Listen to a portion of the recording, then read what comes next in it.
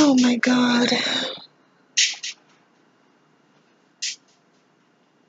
It is so early, but I can't sleep anyway.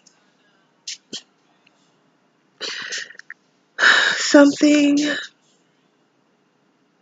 horrible happened on the 27th, and I can't stop crying about it, and I don't feel like it's being appropriately covered on the media, but I understand that there's a lot of natural disasters and crazy people shooting innocent people.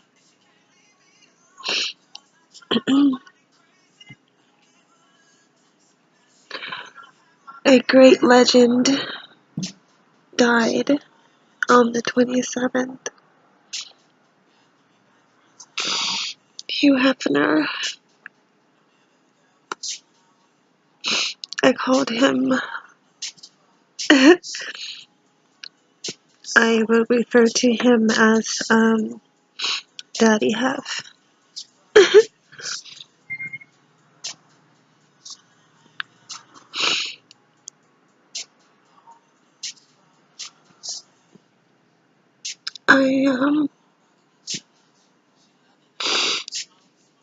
I'm gonna try to clean this up and I'll be right back. Okay, it's not going to get cleaned up, so I need to say something to all of the people who think that pornographic images serve no positive purpose on this planet. I need to tell you this.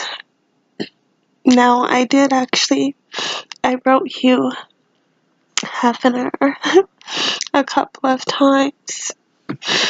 And this is one of the things that I told him, but I wanted to share this story. And it's a long story, so I'm going to make it short.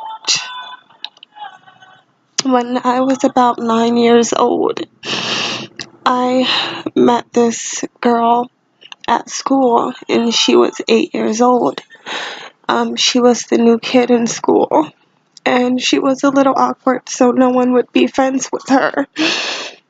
I am my mother's daughter, so naturally I gravitated towards her and I befriended her. And it turns out that she was being fostered by a family who had taken her in because she was a victim.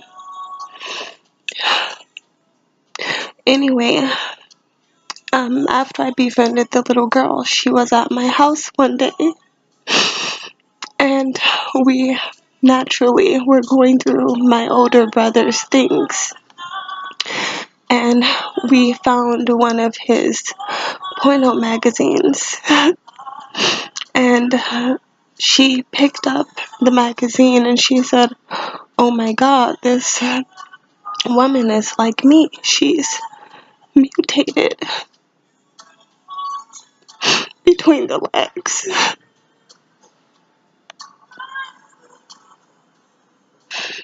Because she had been raised by a very religious culture that did not allow her to see and know that other girls had the same. Well, she wasn't around any other girls. She was raised by two males,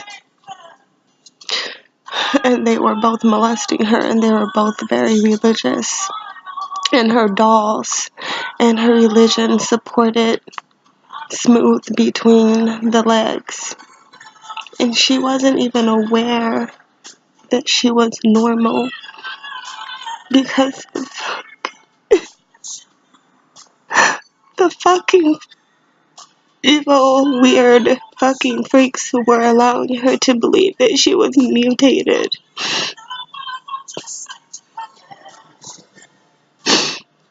That night, not only did we get to discover that she had also been being sexually violated and psychologically violated as well.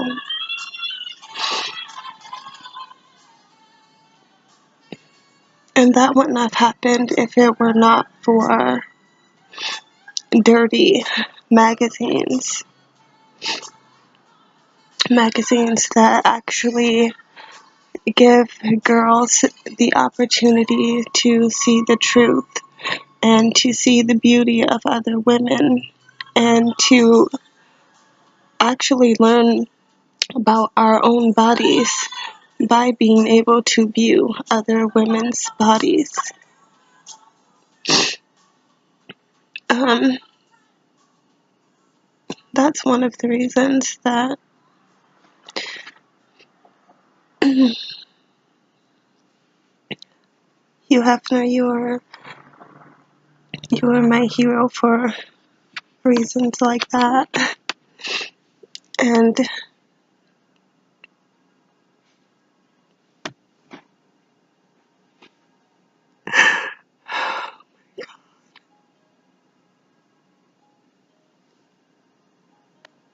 I, I cannot believe, God, I cannot believe I won't get to meet you.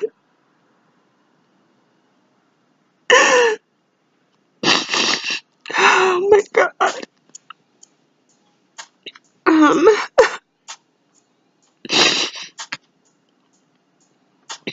I've always considered myself to be a bit of, like if Oprah and Hugh Hefner had a kid. And, I actually finally finished that project that I sent you about, I sent you my project about, a year and a half ago. I was telling you how much you inspired me and and how beautiful your wife is and how I just started watching The Girls Next Door and how I couldn't believe that something so awesome had been on TV and I didn't even know. Um,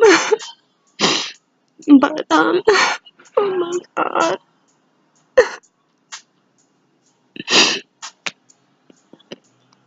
Um, um, I'm so I'm sorry. I want to say these things to you because it's so important for me to know that if you didn't hear them, at least someone else did. To know that you are being mourned and missed by so many, and a lot of people are going to be talking a lot of crap right now. But you did a lot of good, and your magazines did a lot of good, and you paved the way for a lot of women to have freedom with our own bodies, which is actually something that I feel like we're never going to stop fighting for. And I feel like your contribution did so much for us. And I hope that this freedom never goes away. And I thank you actually for, and this is typically a bad word, but I thank you for taking advantage of the freedom that you had to allow women really to explore our sexuality and to share it in a way that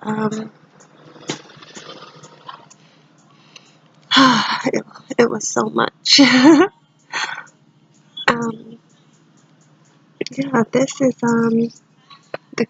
well, this is actually not even the completion because I'm leaving. I'm packing actually today, but I decided that whoop, the first one's really naughty, yeah. But God, what do I want to say to you? I love you. I really do. Daddy Hugh. um,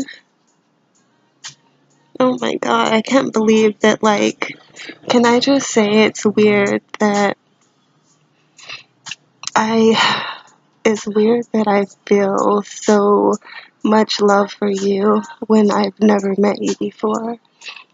And I feel so connected to you on a spiritual level that, like, when I actually had a really bad day on the 27th.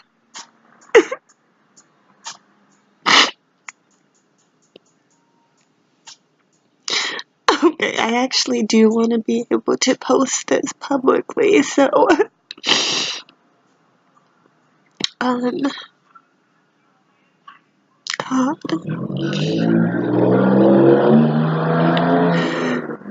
If it actually is possible to meet people in heaven, though a lot of people would say that you've been a very naughty boy, so I believe in reincarnation. Maybe you'll come back as my son or something. You can, by the way. Um, yeah, I would be a really good mother to you, too. um, God.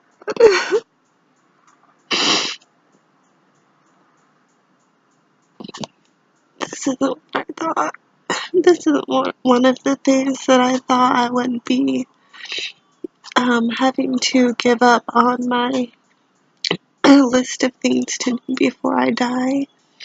I thought that I would be meeting you and sharing my creation with you and telling you so much in person about how much you have just inspired me and just like how thankful I am that you existed as a person.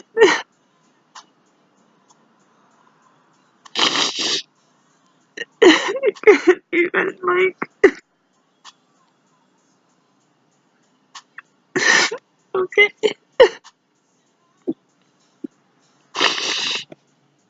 please rest in peace, Daddy Q. And even though we never met, still I love you. And God, I just really hope that you were able to receive everything that I sent you. If not, receive what I send you spiritually now that you are a spirit.